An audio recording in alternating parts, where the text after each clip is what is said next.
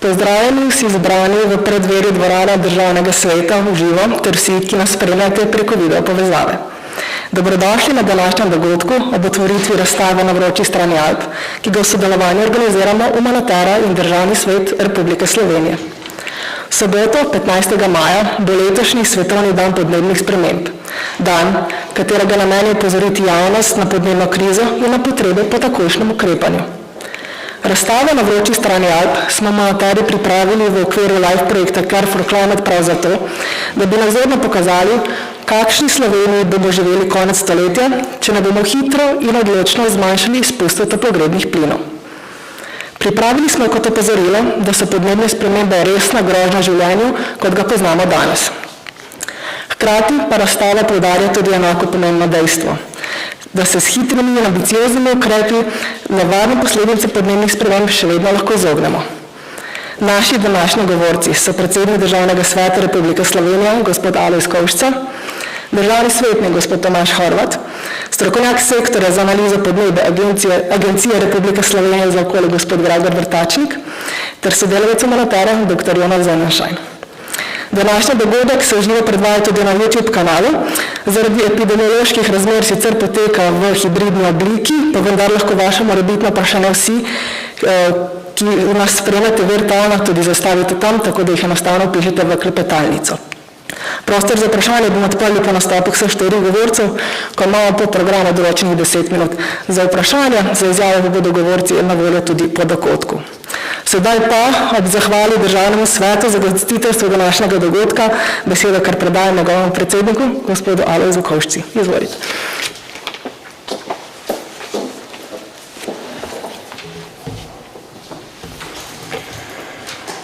Spoštovani gospod in gospodje, cenjeni predstavniki Umanotare, Ministrstva za okolje in prostor, državne svetnice in svetniki, poslanke in poslanci Državnega zbora, spoštovana širša javnost, ki nas spremljate na daljavo. Državni svet je prepoznaven kot drugi dom slovenskega parlamenta, a hkrati je tudi prvi dom civilne družbe. Na naših posvetih, razstavah, simpozijih, omizjih in sejah delovnih teles namenjamo veliko pozornosti in teže prav skrbi za okolje. Smo ena izmed redkih inštitucij v državi, ki se odzove na aktualne okoljske probleme že v začetni fazi, torej v stopnjah procesa, ko se ne dobivajo politične točke in zbirajo všečki na družbenih omrežjih. Tako smo bili denimo prav mi pobudniki pravice do zapisa pitne vode v ustavo. Res pa je, da smo kot zastopniki široke palete različnih interesov slovenske družbe znani po tem, da na problem gledamo širše in celovito strokovno. V naslednjih dneh bomo praznovali Svetovni dan podnebnih sprememb.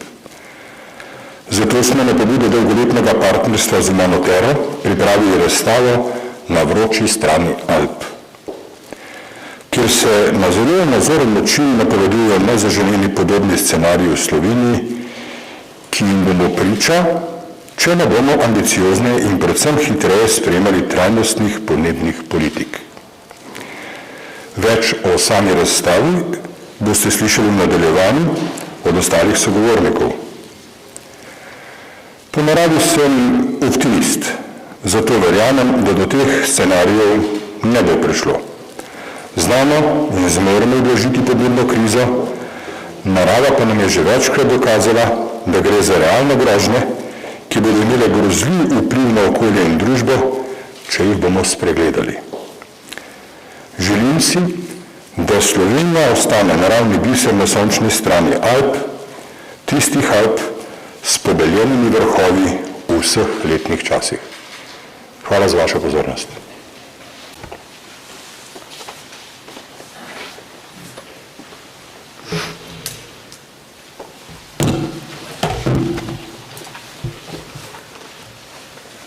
Spoštovani, veliko čast mi je, da vas lahko nagovorim na današnji otvoritvi razstave s pomenljivim naslovom Na vroči strani Alp. Razstava risuje posledice podnebnih sprememb, ki jih bomo v Sloveniji občutili, če ne bomo hitro in odločno zmanjšali izpustov toplogrednih plinov. Zavedati se moramo, da pri tem ne gledamo daleč v prihodnost, ampak gre za čas, ki ga bodo doživeli današnji otroci. Predstavljena problematika še nikoli ni bila tako aktualna kot danes. Zeleni dogovor Evropske komisije, ki predstavlja rešitve in zaveze za podnebne in okoljske težave, zavezuje vse članice, regije, lokalne skupnosti, pa tudi vsakega posameznika. Zadeva tako industrijo v smislu razogljičenja kot prehoda v krožno gospodarstvo, promet pri tem še posebej transportni promet in energetsko varčnost stavb. Svoj delež bodo morala prispevati gospodinjstva z ločevanjem odpadkov in z izbiro trajnostnih načinov ogrevanja. Pomemben segment je tudi odvajanje in čiščenje odpadnih komunalnih voda, zagotavljanje pitne vode. Zeleni dogovor torej obsega prav vsa področja dela in življenja prebivalstva. Podnebne spremembe bodo vplivali na vse, najbolj pa jih občutimo na lokalni ravni, v naši regiji, ki bo med bolj prizadetimi, jih lahko močno občutimo že v tem trenutku. Vsa daljša in pogostejša sušna obdobja, ki smo jim že priča, bodo prihodnjih prekinjale močne padavine. Suše pa se bodo še posebej okrepile na območjih, kjer se te težave pojavljajo že danes. Lahko se torej vprašamo, kako bo to vplivalo na naše lokalne predelovalce, na naše kmete, na naše obrtnike, ne nazadnje na naš celotni javni prostor. Vse to nam govori o tem, da smo lokalne skupnosti prve, ki moramo na podnebne spremembe tudi odreagirati. Lokalne skupnosti moramo razviti sisteme na to, kako se bomo odzivali na posledice podnebnih sprememb, na vse hujše in daljše suše, izjemne nalive. Potrebno bo okrepiti našo odpornost, da bomo te posledice, ki smo jih že priča v tem trenutku, lahko obvladali v čim večji meri. Ne smemo mimo pomena vode za kmetijstvo, vode za oskrbo vseh prebivalstev. V šustnih in vročih letih se bodo povečale potrebe po namakanju. Delavci v kmetijstvu in živina bodo poleti izpostavljeni večjim toplotnim obremenitvam.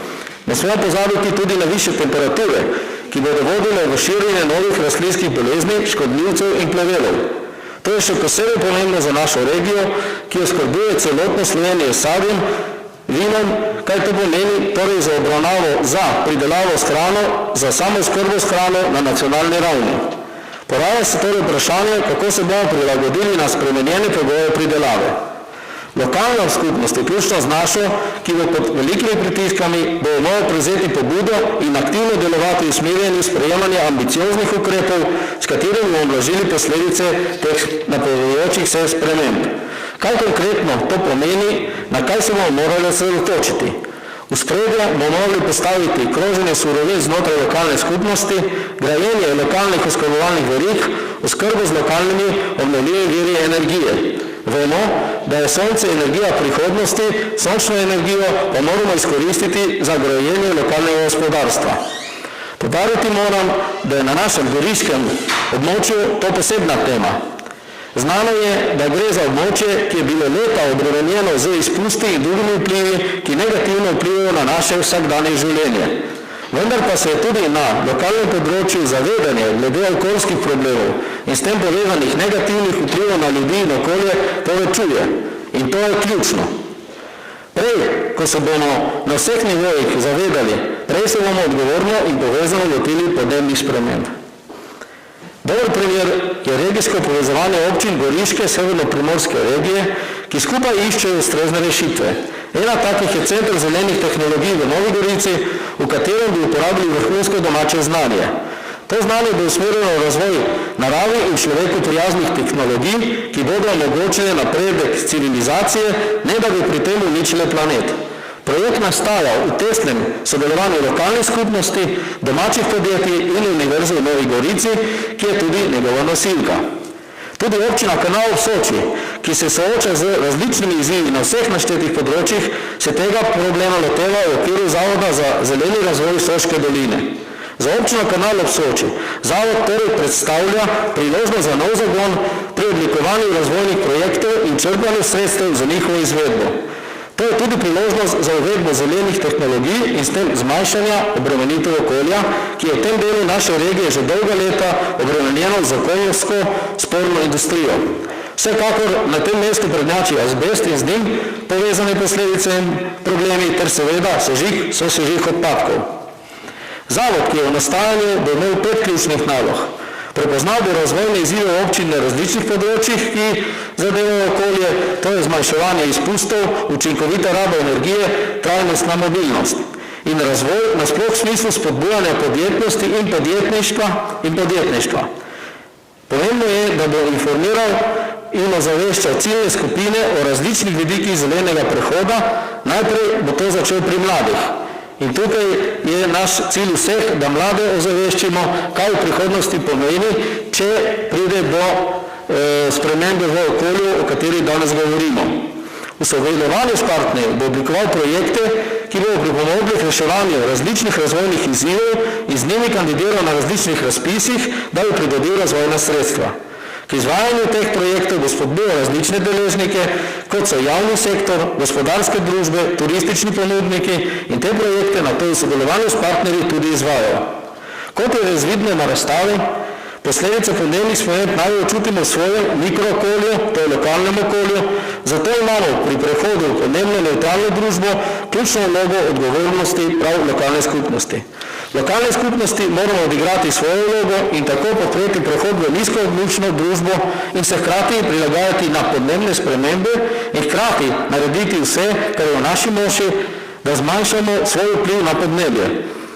Zato pa potrebujemo tudi dober sistemski okvir, ki naj podpre lokalni razvoj in omogoči, da podnebno krizo naslovimo ustrezno in predvsem pravočasno. Spoštovani, pred nami je še kar nekaj izzivov, vendar se jih moramo lotiti pogumno in smelo, da bomo pustili okolje in naravo v užitek ter uporabo tudi našim zanamcem. Tudi državni svet k takemu ravnanju spodbuje različne deležnike, saj vemo, skupaj smo močnejši in predvsem glasnejši. Zato nam je veliko veselje, da lahko danes v naših prostorih odpremo to razstavo in širimo sporočilo o nujnosti ukrepanja za ohranitev naše narave in konec koncev našega skupnega planeta. Hvala za pozornost.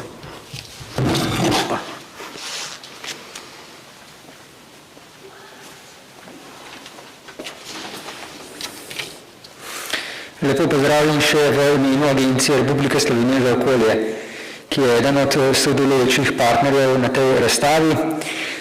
Agenciji za okolje smo v zadnjih 13 letih uspešno izvedli 2 projekta. Najprej smo pogledali, kako je s podnebno spremenljivostjo Slovenije v obdobju 1961 do 2011, se pravi v zadnjih 10 letih, in na to še na temelju teh rezultatov smo ocenili bodoče podnebne spremembe do konca 21. stoletja. Če pogledamo zdaj zgodovinske podatke, meritve Agencije za okolje oziroma bivšega Hidrometeorološkega zavoda Slovenije, te kažejo, da se je ozračje od leta 1961 v Sloveniji ogrelo za približno 2 stopinji Celzija, kar je mnogo več kot na globalni ravni. Največje spremembe smo opazili poleti. Takrat poleti se tudi močno povečalo število vročih dni. Če smo imeli včasih v Ljubljani ali v večjih krajih po nižinah okrog 10 vročih dni na leto, to pomeni, ko je temperatura zraka presegla 30 stopinj Celzija, je zdaj v zadnjih letih običajno tudi 20 ali 30 takšnih dni v vsem poletju. Hkrati z dvigom temperature beležimo vse manj ekstremnega mraza, se pa občasno še pojavljajo izredni vremenski dogodki, kot je bil recimo mraz v začetku aprila, ki je povzročil tudi veliko škode, ne samo zaradi svojih izjemnih vrednosti, temveč tudi zaradi predhodno toplega obdobja, ki pa je seveda bolj ali manj posledica podnebnih sprememb. V zadnjih 2 desetletjih beležimo rahle povečane količine padavin na ravni države, predtem pa se je količina padavin zmanjševala, tako da so zdaj padavine v zadnjih letih nekje na nivoju 70. in 80. let prejšnjega stoletja. Seveda pa so spremembe na področju padavin različne po različnih regijah in v različnih letnih časih. Zlasti v zadnjem obdobju beležimo mokre zime, tudi letos smo imeli precej mokro, v gorah tudi sneženo zimo. Medtem pa poleti se kaže vzorec upadanja padavin skozi celotno obdobje in hkrati s tem upadanjem padavin beležimo tudi večjo pogostost suš nekako od leta 1992 naprej. Sončnega vremena imamo v zadnjih desetletjih več, kot ga je bilo nekoč. V 60 letih se je trajanje sončnega obsevanja povečalo za približno 10. Zlasti se to opazi spomladi in pa poleti. To pomeni, da imamo poleti sedaj bolj vroča, bolj sončna in pa tudi manj namočena poletja, kar seveda močno vpliva na stanje rek, na kmetijsko predelavo in tako naprej. V zimskem času imamo kljub približno enake količini padavin, pa zaradi višjih temperatur vse manj snežnih padavin. Trajanje snežne obdobje je krajše in s tem imamo tudi več težav potem v vodnih zalogah za pomlad in poletje. Podnebne projekcije so nekakšne napovedi, ki pa temeljijo na določenih predpostavkah, predvsem v zvezi z izpusti toplogrednih plinov. Seveda tega ne moramo poznati prav zelo točno naprej, lahko pa si izdelamo različne scenarije, glede na to, kako bo človeštvo ukrepalo. In na Agenciji za okolje smo zbrali 3 scenarije, tistega najbolj pesimističnega, ki predvideva skoraj nikakršno ukrepanje v zvezi z podnebnimi spremembami, še nadaljne hitro naraščanje koncentracije ogljikovega dioksida v zraku, potem zmerno optimističen oziroma nek srednji scenarij, pri katerem si bodo države kar precej prizadevale za zmanjšanje izpustov, in pa še optimističen scenarij, ki pa predvideva zelo hitro in učinkovito zmanjšanje izpustov toplogrednih plinov, mnogo bolj kot recimo smo deležni v zadnjih letih. Bolj, ko gremo v prihodnost, nažalost večja je negotovost, pa tudi seveda možne večje spremembe, glede na današnji čas.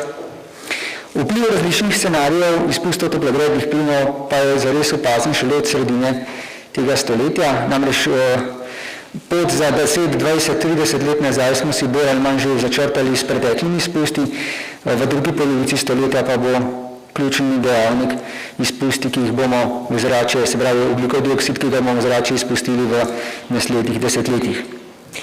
Trend je dokaj jasen pri temperaturi, praktično nemogoče, da bi se ogrevanje prav kmalu ustavilo, je pa velikost trenda zelo odvisna od tega, kako bomo se spopadali s podnebnimi spremembami. Po optimističnem scenariju nam kaže na malenkosten dvig temperature, mogoče za nekaj desetink stopinje Celzija. Pri zmerno optimističnem lahko računamo še na 1 do 2 stopinje več, kot jo imamo sedaj, se pravi, glede na recimo stare čase bi bilo to že 3 do 4 stopinje višja temperatura, kar je res velika sprememba. No, po pesimističnem scenariju pa lahko temperaturne spremembe dosežejo tudi 5 stopinj Celzija, glede na trenutno raven. Seveda vsa ta vrsta dvig temperature pomeni še nadaljnje stopnjevanje vročine poleti, več vročinskih valov, močnejše vročinske valove lahko pričakujemo. Po najslabših izgledih bi lahko do konca stoletja v nižinskih krajih imeli tudi povprečno po 80 vročih dni na leto, kar pomeni, da bi se podnebje Ljubljane, Murske Sobote, Novega mesta in tako naprej precej približalo podnebje, ki ga ima recimo v južnem delu Sredozemlja, naprimer v Atenah ali pa v Španiji. Pri padavinah, nažalost, podnebne projekcije niso tako zanesljive, tudi zaradi tega, ker je prvič padavine težje napovedati oziroma oceniti iz podnebnih modelov in drugič tudi zaradi njihove velike spremenljivosti. Imamo obdobja, ko imamo nekoliko več in nekoliko manj padavin, se pa nakazuje precej verjetno nekolikšno povečanje količine padavin na letni ravni. Nažalost pa bo večina tega povečanja verjetno po zimskem času, kar pomeni, da v zimskem času se utegnemo spopadati z večjo pogostostjo poplav in tudi močnejšimi poplavami, saj bo po nižinah v prihodnosti bolj ali manj deževalo, tudi po zimi. Pri poletju imamo najbolj negotove scenarije, nekateri podnebni modeli kažejo v eno, drugi v drugo smer, tako da se v resnici moramo poleti pripraviti na oba scenarija. In na povečano količino padavin, lahko pa tudi na večje zmanjšanje, ki bi vodile v hude in pa pogosto sušo. Zato, ker zrak pri višji temperaturi sprejme več vodne pare, si lahko obetamo močnejše padavinske dogodke, se pravi, ko bo deževalo močneje, nalivi bodo močnejši, s tem povezane težave se bodo okrepile, hudourniške poplave, plazovi, erozija in tako naprej. Spremenil se bo rečni režim tudi zaradi spremembe v obliki padavin. Zlasti po pesimističnem scenariju lahko pričakujemo, da se bodo povečali največji pretoki rek, hkrati se bo pa lahko zmanjšalo tudi povprečno stanje v vodotokih poleti ali pa spomladi, ko vodo v resnici bolj potrebujemo kot pozimi. Po pesimističnem scenariju tudi pričakujemo, da se bo krčenje snežne odeje v nižinah še naprej nadaljevalo praktično z enakim tempom, kar pomeni, da bi lahko ob koncu tega stoletja imeli snega po nižinah le za vzorec, praktično vsaka druga zima bi bila tako rekoč brez snega. Tudi v gorah se bo verjetno količina snega v prihodnosti nekoliko znižala, kar seveda pa predstavlja težave zlasti za smučišča. Toliko z moje strani, hvala lepa.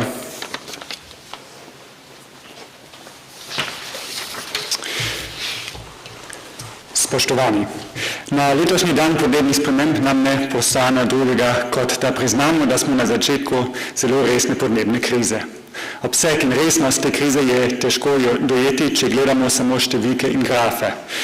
Za razstavo na vroči strani Alp želimo dopolniti statistično perspektivo znanstvenikov in vizualno ponazoriti lokalne posledice tega, kar je zapisano v podnebnih scenarijih, te je pravkar predstavil gospod Repačnik.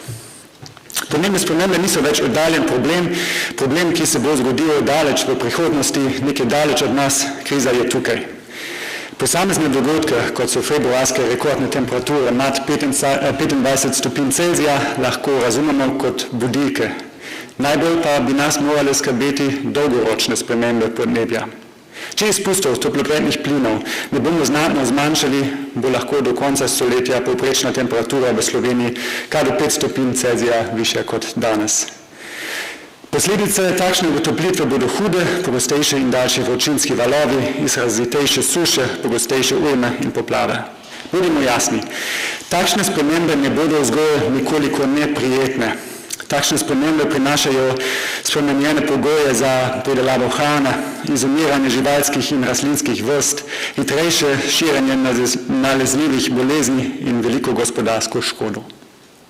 Da bi preprečili najbolj nevarne posledice podnebnih sprememb, bi morali še pred sredino stoletja postati podnebno nevtralna družba. To pomeni, da izpuste toplogrednih plinov ne bi smeli biti večji od zmožnosti naravnih ponorov, da jih odstranijo iz ozračja. Tudi za Slovenijo, ki je sicer zelena dežela, je to zaradi naših velikih izpustov zahteven izziv. Ena izmed ključnih strategij prilagajanja na podnebne spremembe pa je tudi varovanje vodnih virov.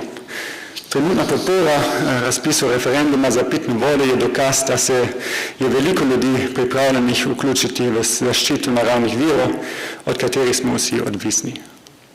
Če ne bomo uspeli doseči podnebne nevtralnosti, bodo podnebne spremembe zelo drage.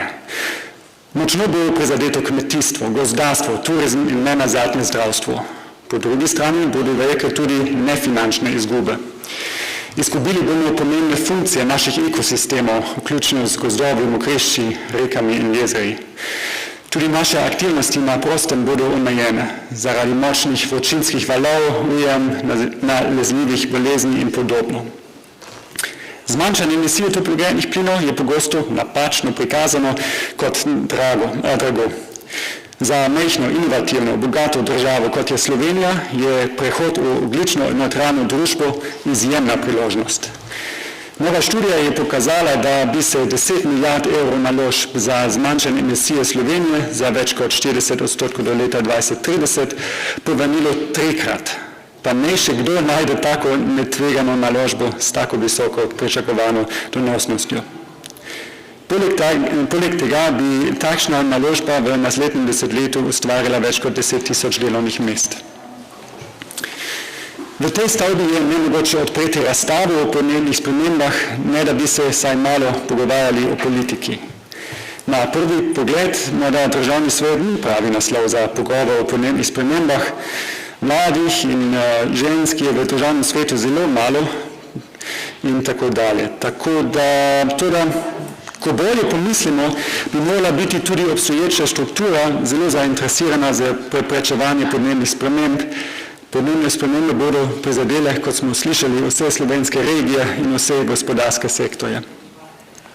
Država in njene institucije imajo odgovornost in hkrati moč, da z ustreznimi politikami usmerijo prehod v družbo z nizkimi izpusti toplogrednih plinov.